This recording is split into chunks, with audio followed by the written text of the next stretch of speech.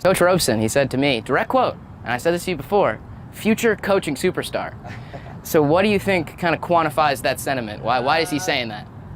Roby's a really nice guy. I'm here with the walk-off hero, Matt Lloyd, and when you hit that home run, you stared it down. It was complete swagger. What was going through your head? Basically right off the bat, I knew it was gone. Watch for today is going to be the approach from Indiana's offense. Indiana is in a unique situation where they're in first in the Big Ten in home runs, but also first in strikeouts. So Mike Miller of the Bloomington Herald-Times asked a perfect question to Coach Mercer yesterday. He asked, is your offense too feast or famine? And his answer itself was perfect. What do you remember about your experience? Oh, man. Just about everything. Sorry, I got to keep an eye on these guys. I think we're exchanging now, so I got to pull the bike. Give me 1 minute. All right, great interview. See you later. Well, that is live TV at its finest right there, folks. Send it back down to Eddie Cotton. All right, we're back. We're here to give it another shot. Sure. What do you remember about your little 500 experience? Oh, man, just about everything. Now I can leave here as a secure, extroverted, 5'5" child. Shout out to the haters that thought I couldn't get past 5'4". We killing it. And do you know if Gorski's home run ever landed? Nope. I disappeared out like behind the scoreboard. Thanks, Josh. Now, the weather today is absolutely stunning. We've got 60 degrees here on the track and a 5-mile-per-hour wind coming from the north. It's incredible, but I talked to Hank Duncan of Forest, and he said to be weary because there's dry conditions, which means the track is going to ride a little bit faster than usual. Expect it to be a little slippery around the gutters, and he said to watch out for turn 3. Yesterday, we saw an incredible pitching matchup between two of the best guys in the Big Ten, between Paulie Milto and Max Meyer. And Max Meyer for Minnesota absolutely had the edge with 12 strikeouts in 7 innings, and he was electric for Minnesota. So the Hoosiers are looking to Tanner Gordon to try and respond today. Next Sunday. This right here. Boom. I love it. No need to dive. No need to, right? Yeah. Number one rule of goalkeeping, you don't need to dive, you don't have to. So what's the difference between coaching me and Trey Muse? You're more athletic than Trey. And what's that feeling like when you hit a walk-off home run for your team? I don't think there's anything like it. Get back to the training a little bit. So let's do a little bit of high balls. Ball, so the stuff that I'm not supposed to be able to get to. Yes, I mean, neither am I. So. And you still find a way. Somehow. Very close. One more. Give me one more. I ain't done. I ain't done. All right. Ugh. All right. Ready. Nope. Ugh. All right, maybe I'm done. Yes, I try to give you I know. my hips at least to show you where I was projecting my shot. Yeah, but and it's hard. It's a difficult job. But you don't have cleats either, so you couldn't really plant, always coming up for excuses for me. Thank you, Josh. Now, Charlie, you mentioned there's going to be a little nerves early. There were nerves before the race even started. We saw 2 pre-race crashes, which are a bit chaotic. We saw Keisha actually crash into a man crossing the infield. Are you the best dancer on the team? Yeah. Yeah. Yeah,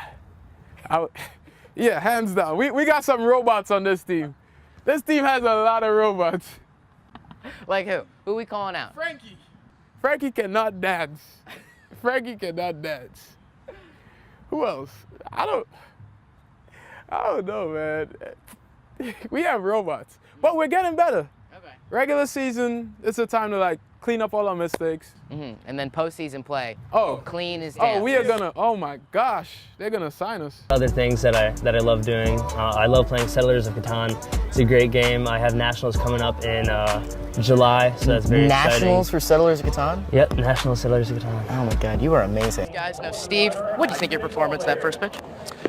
High and outside, wasn't going to bounce it, had to be better than 50 Cent. That was always in my head, Just 50 Cent came not correct. I had to be a little bit better. How much you practice for it? I had one pitch, felt good about it, stepped up, let it roll.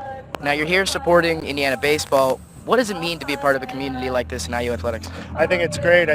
And lastly, something you do after pretty much every goal is you break out and dance. Everyone on the team does. Yeah. Just how much fun are you guys having? And was that a Millie Rock? It was. Yeah, it was a Millie Rock. When did you dunk for the first time? I dunked for the first time 8th grade in AAU. I'm 5'6", so I don't know what that feels like. What does it feel like to rattle off a monster dunk in a game? I mean, the crowd loves it.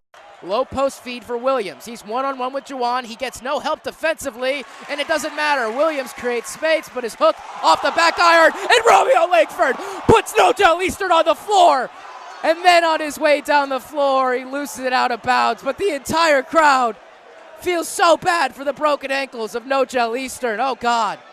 Oh, the highlight was ruined by Langford turning it over. But yeesh, the replay's even worse. Romeo pointing at Nojel Eastern after putting him on the ground just to acknowledge, yeah, I did that.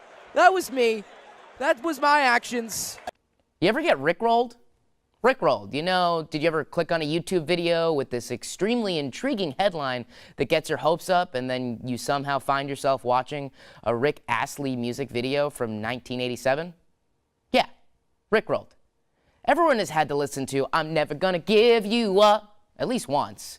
Now imagine getting rickrolled over and over and over and over. And should I do it one more time? Should I do it one more time? I'm gonna do it one more time. And over again. That, ladies and gentlemen, is what it feels like to watch IU football. New dances for sure. And then you and Corey, I believe, on your first goal of the season, you had this kind of move here. So that was totally impromptu. Like, we did not make that up. You impromptu both had the same exact. Yes, that was.